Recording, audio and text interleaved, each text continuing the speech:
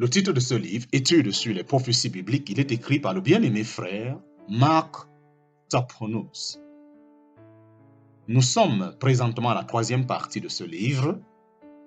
Nous sommes à la première grande partie, chapitre 2 de cette première grande partie de ce livre, chapitre 2, sous 2, bas 2, sous 3, bas 1, la gloire partie. La gloire partie. La gloire de Dieu s'est retirée du temple. Tout ce qui manifestait la présence de l'Éternel en Israël est perdu. L'arche et son contenu, les ustensiles du temple, la nuée qui avait accompagné le peuple depuis la traversée de la mer Rouge, en parenthèse Ézéchiel chapitre 10 verset 18 et Ézéchiel chapitre 11 verset 23. Car les fils d'Israël resteront beaucoup de jours sans roi et sans prince et sans sacrifice et sans statut et sans éphod ni téraphim, en parenthèse Osée chapitre 3 verset 10. Petit 2, sous 2, bas 2, sous 3, bas 2, Lo Amin, pas mon peuple. Lors des châtiments qu'il leur infligeait précédemment pour les ramener à lui, Dieu les considérait encore comme son peuple. Mais il leur dénie désormais ce titre qui les distinguait des nations païennes. Et il dit, appelle son nom Lo Ami, pas mon peuple. Car vous n'êtes pas mon peuple, et je ne serai pas à vous. En parenthèse, Osée chapitre 1, verset 9. Petit 2, sous 2, bas 2, sous 3, bas 3, le trône de l'Éternel quitte Jérusalem, le pouvoir aux nations. Le trône de David est renversé. L'Éternel ne règne plus à Jérusalem, mais le pouvoir est transféré aux nations.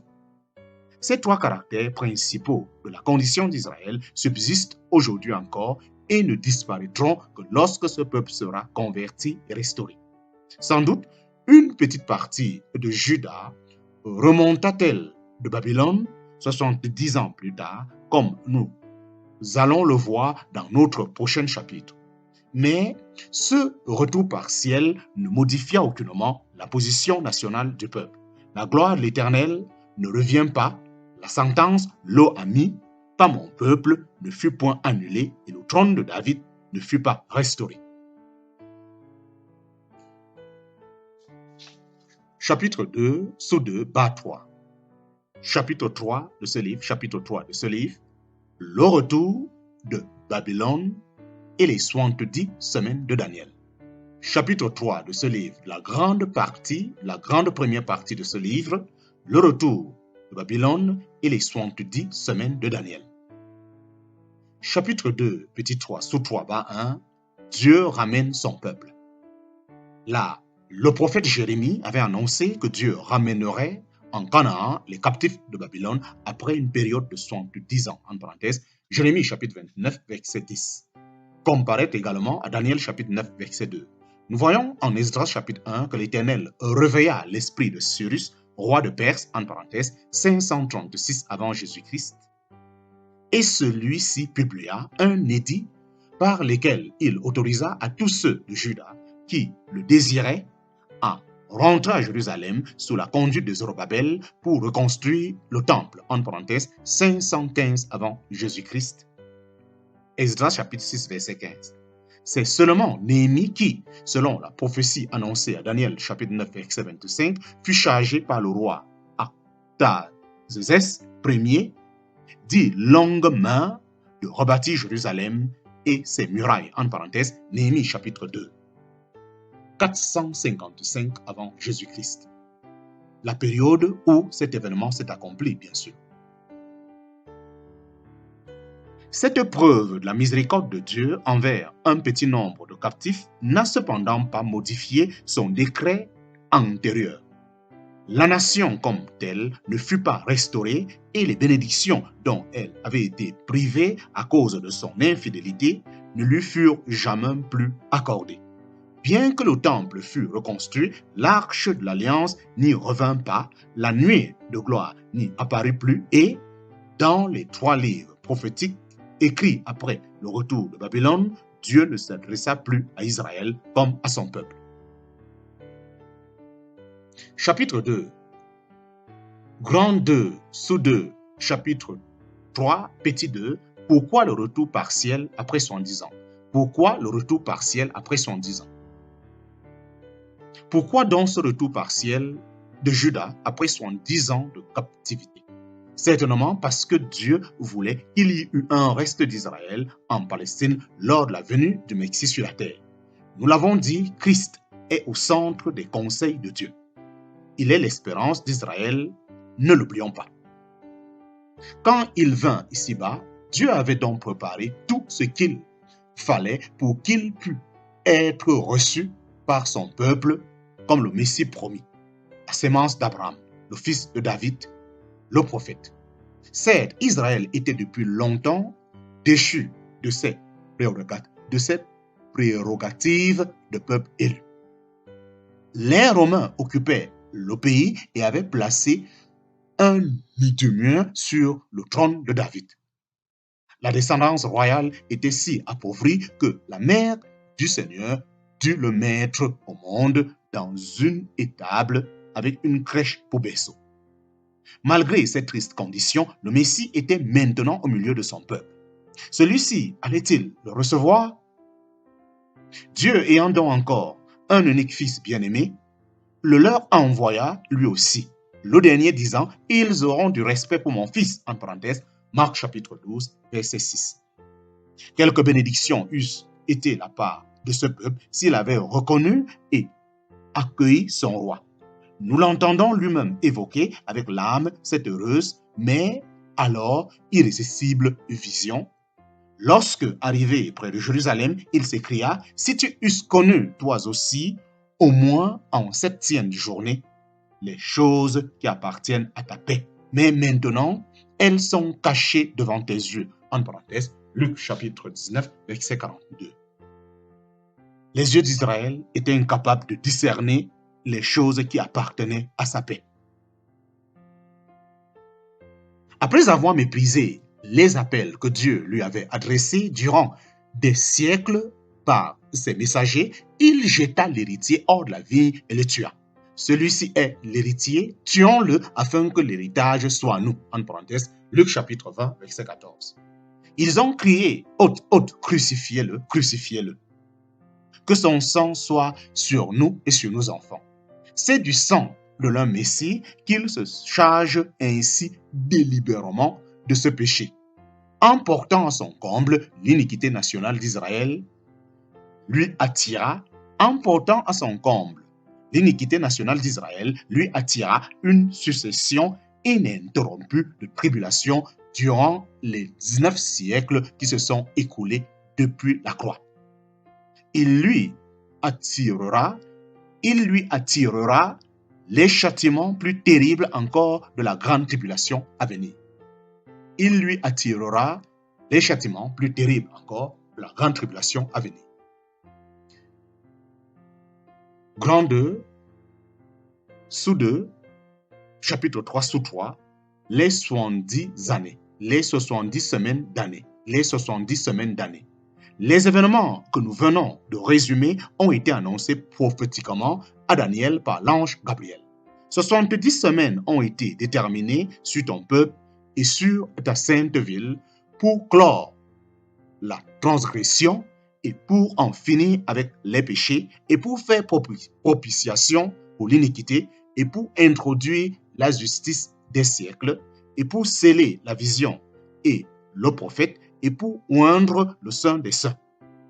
Et sache et comprends, depuis la sortie de la parole pour établir et rebâtir Jérusalem jusqu'au Messie, le prince, il y a 7 semaines et 62 semaines. La place et le fossé seront rebâtis, et cela en des temps de trouble. Et après les 62 semaines, le Messie sera retranché et n'aura rien. En parenthèse, Daniel chapitre 9, versets 24 à 26. Il s'agit de semaines d'années, soit 490 ans au total.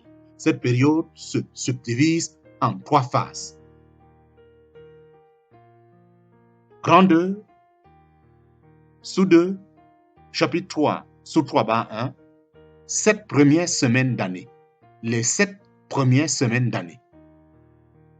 Une première phase de 7 semaines, soit 49 années, pendant lesquelles la ville de Jérusalem fut reconstruite. Esdras et Néhémie relatent l'accomplissement de cette portion de la prophétie. Grand 2, sous 2, chapitre 3, sous 3, bas 2, 62 semaines d'année suivante, 62 semaines d'année suivante. La deuxième phase, succédant immédiatement à la première, compte 62 semaines, soit 434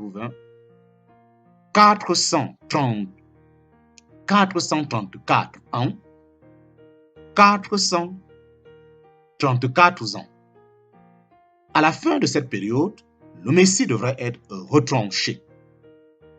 Effectivement, l'échéance de 69 semaines, 483 ans, nous amène à la fin de la vie du Seigneur sur la terre. Au lieu de s'asseoir sur le trône de David et de régner sur Israël et sur la terre entière, le Messie fut crucifié et ne reçut aucune des gloires auxquelles son titre lui donnait droit. Entre la 69e et la 70e semaine s'insère une période d'une durée indéterminée qui correspond approximativement à l'histoire de l'Église sur la terre. Quant au peuple juif, il fut emmené en captivité par les Romains qui détruisaient Jérusalem en l'an 70 de notre ère, comme l'annonce la deuxième partie du verset 26, et jusqu'à la fin, il y aura guerre, un décret de désolation. Durant cette période, le peuple de Daniel et sa sainte ville sont entièrement laissés de côté, de sorte qu'on a pu dire que, pendant cet intervalle, l'horloge prophétique s'était arrêtée. Grand 2, sous 2, chapitre 3, sous 3, bas 3, la dernière semaine d'année. La dernière semaine d'année. La troisième phase ne comporte donc plus qu'une semaine, soit 7 années. Cette période commencera après l'enlèvement de l'Église. Dieu reprendra alors ses relations avec Israël qui traversera les terribles jugements de la grande tribulation. Grand 2, sous 2, petit 4, chapitre 4 de la première partie de ce livre, chapitre 4 de la première partie de ce livre, le rejet et la dispersion d'Israël. Le rejet et la dispersion d'Israël. Grand 2, sous 2, chapitre 4, sous 1, la première partie de ce livre, le rejet. Dans la parabole des cultivateurs qui tuèrent l'héritier, le Seigneur prononce contre eux ce jugement. Que fera donc le maître de la vigne? Il viendra et fera périr les cultivateurs et donnera la vigne à d'autres. En parenthèse, Marc chapitre 12, verset 9. C'est pourquoi je vous dis que le royaume de Dieu vous sera ôté et sera donné à une nation qui en rapportera les fruits. En parenthèse, Matthieu chapitre 21, verset 43. Dieu a donc rejeté son peuple pour un temps et s'est tourné vers les nations. Pendant ce temps, Dieu a donné à Israël un esprit d'étourdissement, des yeux pour ne point voir et des oreilles pour ne point entendre jusqu'au jour d'aujourd'hui. Mais par leur chute, le salut parvient aux nations. Un endurcissement partiel est arrivé à Israël jusqu'à ce que la plénitude des nations soit entrée. Et ainsi, tout Israël sera sauvé. En parenthèse, Romains chapitre 11, versets 8 à 26. Par conséquent, lorsque nous parlons du rejet d'Israël, gardons-nous d'oublier que ce rejet n'est pas définitif et qu'un jour, qui paraît très proche, les promesses faites quant à la restauration de ce peuple s'accompliront. Mais en attendant ce jour, Israël est dispersé parmi les nations et privé de toutes les bénédictions que Dieu lui avait promises s'il demeurait fidèle. Nous allons examiner sa condition actuelle à la lumière de la parole. Grand 2, sous 2, chapitre 4, la première partie de ce livre, sous 2, chapitre 4, sous 2, la dispersion des Juifs. La dispersion des Juifs. Les Juifs s'étant révoltés contre Rome, les armées de Titus envahirent le pays en l'an 70, détruisirent Jérusalem, massacrèrent des milliers d'habitants et menèrent les rescapés et les vendirent comme esclaves. Dès lors, le peuple juif fut dispersé dans le monde entier, ainsi que Dieu l'avait annoncé déjà par la bouche de Moïse.